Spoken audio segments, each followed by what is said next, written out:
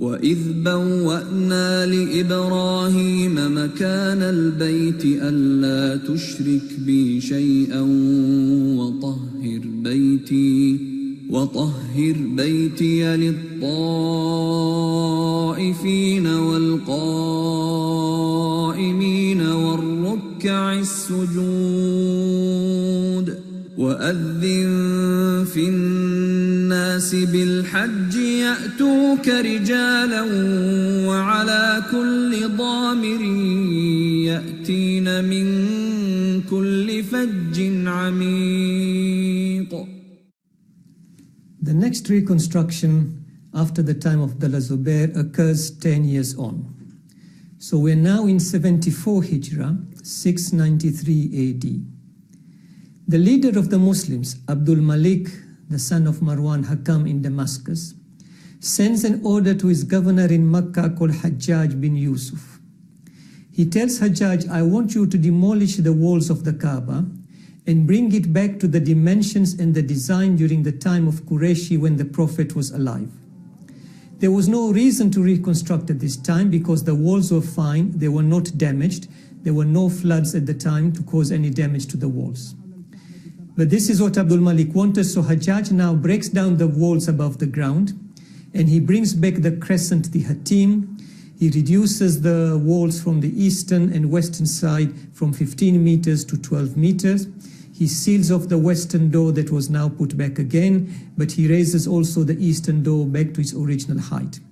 The only change he does not do from the last reconstruction is to change the height of the Kaaba itself, because the height of the Kaaba is at now about 13 meters high, and he leaves it at that time. During the time of Qurayshi, it was about 8.6 meters. This construction goes on for just over 950 years, and there is no changes to it. Therefore, in the year 1039 Hijrah, 1630 AD, there was a lot of damage done to the walls due to the floodings at the time. So the walls of the Kaaba were so damaged they had to be reconstructed. And the reconstruction was ordered by the Turkish king Murad Khan. So he ordered the repairs, but he now put in two new things.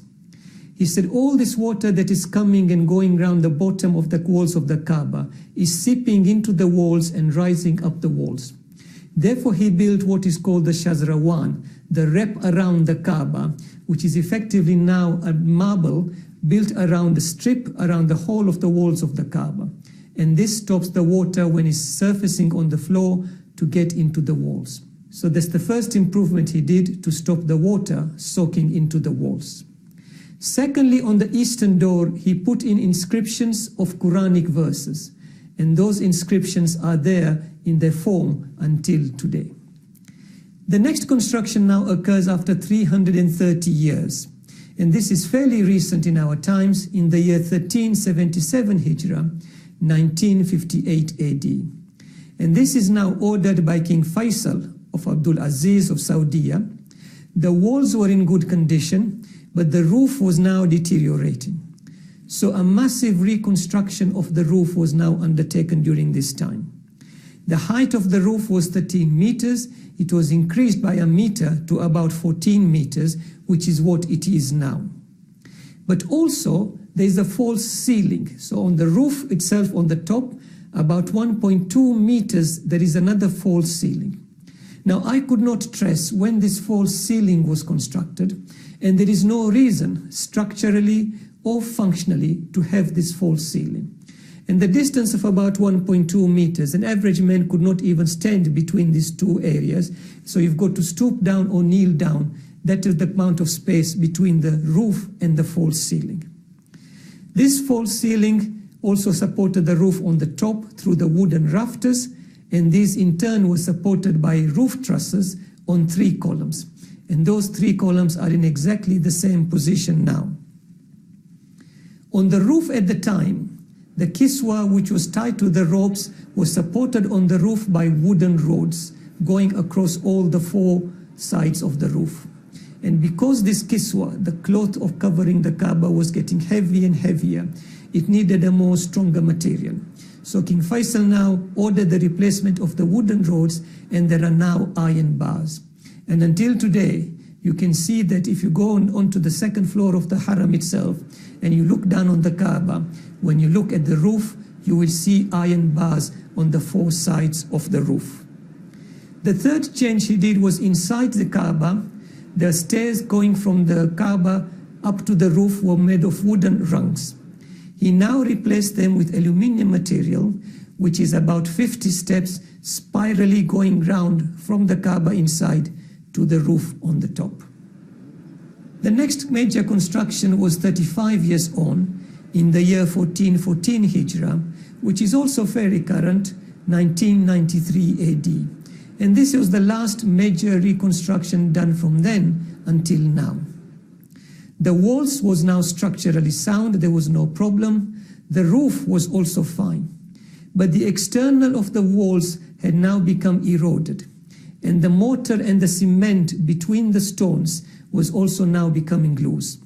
So what King Fahd did was he ordered the repolishing of all the external walls around the Kaaba. And he also asked that the mortar between the stones should now be replaced. So they had specially machines done to suck the mortar that was presently available. That old mortar was sucked out. The cracks were made clean. And a new crack using special adhesive mixed with the stones that were crushed, which had come from the mountains nearby. So the crushed stones with the special adhesive was now injected into these cracks. They were then polished and etched, and what you now see is walls that are clean and polished, and the mortars or the cement in between are also clean and polished. What is interesting to know is that when they suck this mortar out of the walls, they also found ants, white ants. And this goes back during the time of the Prophet. During the time of the Prophet, he was isolated for 3 years by an order by the Qurayshi government. And the order was written, and that order was hung in the Kaaba, in one of the pillars of the Kaaba. After about 3 years, the Prophet was now telling the Qurayshi government that the order, the decree that you had signed to isolate me is now no longer valid. Because if you go inside the Kaaba, you will see that order which was written on has all now been eaten by the ants. And indeed, that is what it was. When they went to check in the Kaaba, that order, all those writings were eaten up by the ants, except for the word Allah. It is therefore interesting to see that those same ants, thousands of years later on, were still present in the Kaaba itself. So when we now look at all these renovations that occurred from the time of Prophet Ibrahim until current, we see that the renovations were all done above the ground. The foundations were never touched. During the time of reconstruction in 64 Hijrah by Abdullah Zubair, he asked all the tribal chiefs to come and look at the foundations around the Kaaba. And they all noticed that those foundations were structurally sound, there was no defect. And all the renovations that occurred were always above the ground. The walls and the hatim was all above the grounds, the foundations were never touched. Which gives credence that these foundations were indeed divine and angelically laid. So that gives an overview of the reconstruction of the walls of the Kaaba from the time of Prophet Ibrahim as we see it now. And now during the time of Hajj, the cloth on the Kaaba is raised halfway up, so we can actually see the bare walls about halfway up. The reason that the Kiswa is raised halfway up because of the huge crowds during the time of Hajj. And in order to avoid people when they come to touch the walls to try and pull the Kaaba, the Kiswa down, that is why it is raised halfway up. But during the time of Hajj, we can clearly see these walls. And after Hajj, the Kiswa is then brought down to cover the whole height of the wall. المتكبر الخالق البارئ المصور الغفار القهار الوهاب الرزاق الفتاح العليم.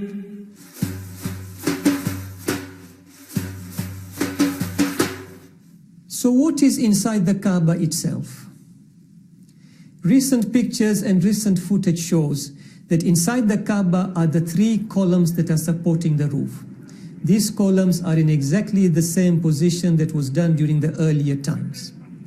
We know that the floor is now marble completely, and the walls are also marbled. About halfway up the walls, there is a green curtain, and on the curtains are inscriptions of Quranic verses. On the lower half of the walls, there are about 10 plaques, which are commemorating the various renovations undertaken by the various governments. There is no window inside the Kaaba, but there is another door called the Door of Tawbah. So if you go up the eastern wall, immediately to the right, on the corner to the northern wall is this Door of Tawbah. And this is the one that has got this aluminium spiral staircase which leads to the roof. The question now is asked, inside the Kaaba, where is the Qibla? Outside the Kaaba, the Qibla is around the Kaaba itself. And away from the Kaaba, we always point towards Makkah. But there is a hadith which says, when the Prophet went inside the Kaaba from the eastern wall, and he prayed facing the western wall. So inside the Kaaba, as you come up the door which is existing today, immediately opposite, he actually put a nail there during his time to show that is the direction he used to pray when he was inside. That nail now is obviously probably not there because it is all marbled. And the wall on the western side is also sealed. The inside of the Kaaba is cleaned twice a year, and it is cleaned with Zamzam water and rose water. And the cleaning is normally done by the dignitaries of the government and the royalty, and it is done about 2 weeks before Ramadan and 2 weeks before the start of the month of Zil Hajj. الحق الوكيل القوي المتين الولي الحميد المحصي المبدئ المعيد المحيي المميت الحي القيوم.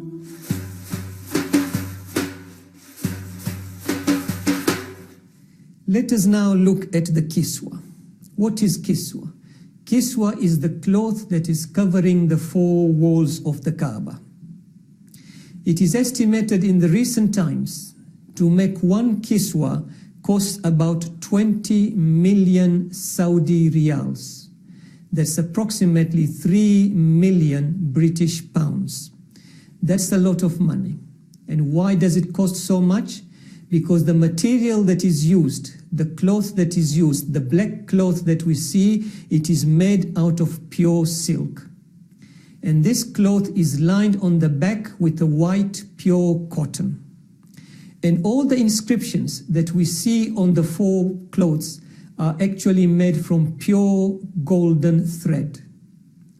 The cloth itself weighs about 700 kilograms, and the inscriptions, the golden inscriptions, weigh about 150 kilograms.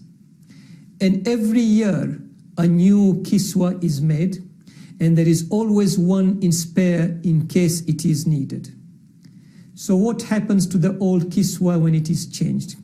When the old kiswa is changed, it is cut into pieces, it is given to dignitaries, it's given to foreign governments, to foreign embassies, and to various international institutions and museums. The kiswa is changed on the day of the 9th of Zil Hajj, a day before the Eid al-Hajj itself. This is the time when the pilgrims are in the plains of Arafah that it is changed. Even when it is changed, the locals who are there, the circumambulation does not stop. How is the kiswa held in place? On the top, it is tied by ropes to the rings of the cloth, and those ropes are then tied to the iron bars around the 4 walls of the roof. On the bottom, when it is pulled tight, these are then tied down to rings. These are brass rings which are in fact attached to the shazrawan, the wraparound at the bottom of the floor. When did the kiswa covering start? It started about 200 years before Hijrah, when the king of Himer, Abu Karab Aswad, put a door in the 2 openings. He also said not only would we cover the 2 openings, we should also cover the walls of the Kaaba itself. So the covering started then. And over the time, the color of the kiswa has changed. It used to go from red to white to green and to black as it is now. The black color started during the time of leader Ma'mun al-Rashid during the year 800 Hijrah, about 1400 AD, and that is the color that is used until down. There is another covering called the burqa. This is the covering which covers the door. It drapes the door on the eastern wall as we see today. Again, during the season of Hajj, this burqa is also raised halfway up so we can see the door itself. The burqa size is about twice the size of the door, so it drapes the door completely. Again, it's made of the same material like the kiswa, silken cloth, pure cotton lining, and golden thread inscriptions. Who started making this kiswa? The records show that we can trace it back to 737 Hijra. That's about 1370 AD, and it came from Egypt. At the time, the king Saleh Ayyub said we must make the kiswa to go to Mecca, and therefore the kiswa needed a lot of money to make. So he chose 3 provinces in Egypt. He said all the taxes that are collected from these 3 provinces will be used to make the kiswa. And in time, those 3 provinces were extended to 10 provinces.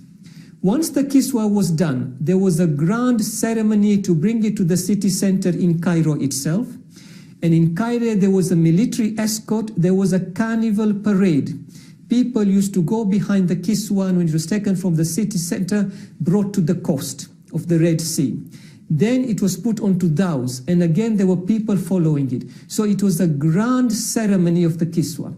When it was brought to the eastern coast of the Red Sea in Mecca, it had then to be again transported by land from the coast down to Mecca, from what is now Najd, the central area of Saudi, brought down to Mecca. All this transportation was always accompanied by people in grand clothing and grand ceremonies, what used to be called the mahmil. And this went on for about 550 years, always done in Egypt, brought under great ceremony to the city of Mecca.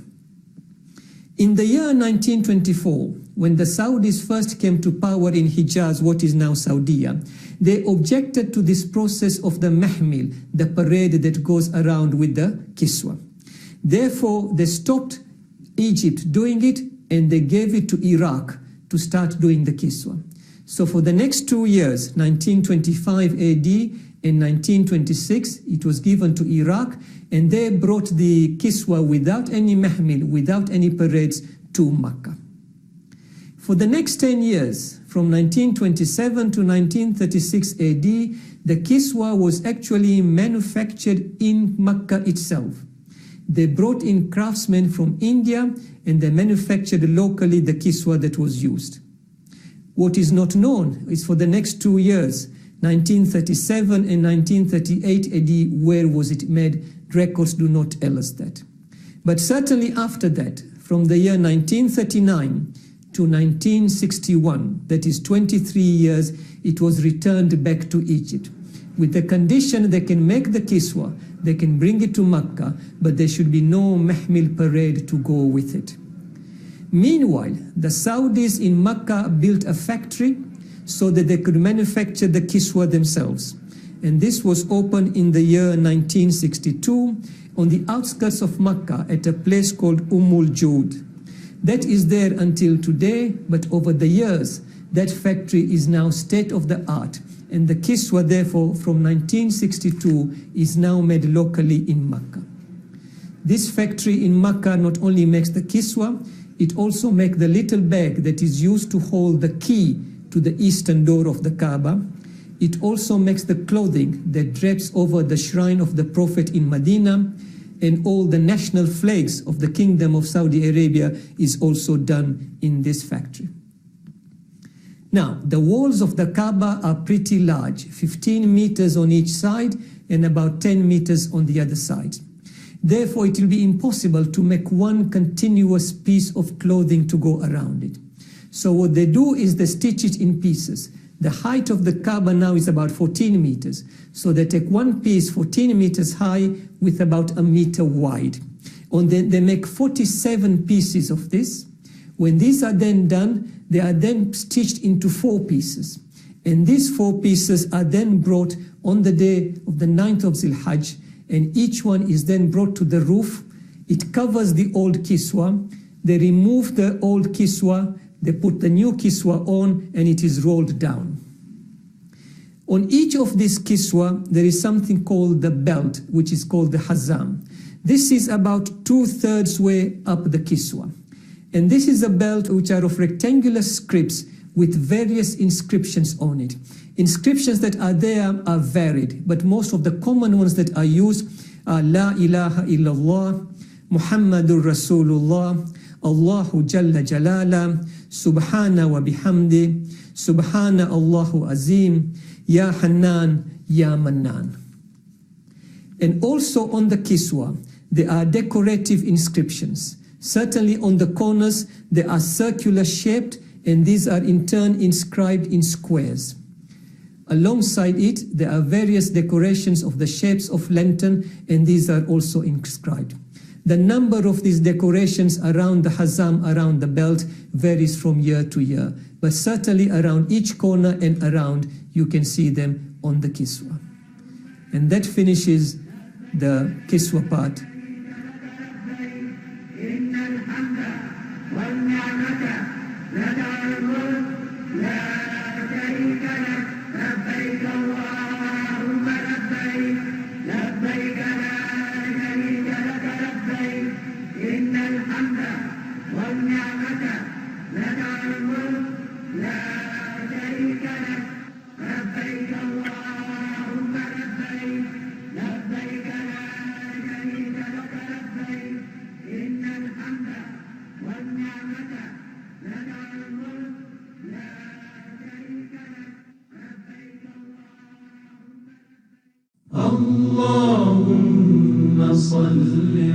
Ahlul Bayt TV, the holy household for every household.